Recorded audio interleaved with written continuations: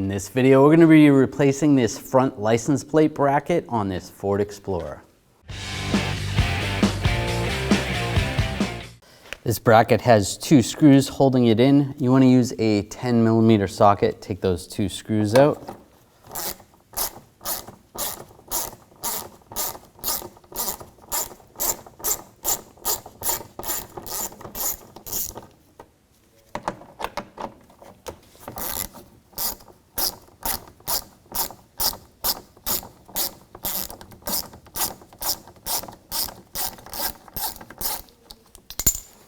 And grab the bracket and just slide it off. Take the new plate bracket. If there's never been a plate bracket installed, you're not going to have these two marks where the old one was. So you're going to have to line this up the best you can.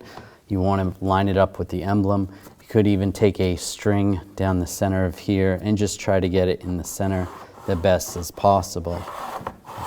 So line that up. It's ideal if you can use rivets. If you have a rivet gun and you can use rivets, you want to slide those through. That's going to hold it better than screws. You're going to want to mark those holes and then drill two holes where you've made those marks that are the size of the rivet.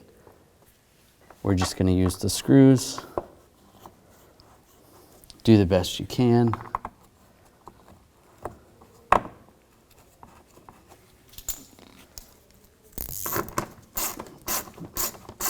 And tighten them down. Just snug, it is in plastic.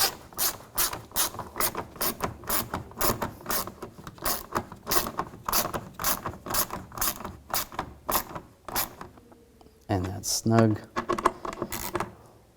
not too tight. Then you can put your plate on and then put the two screws in to hold your plate on.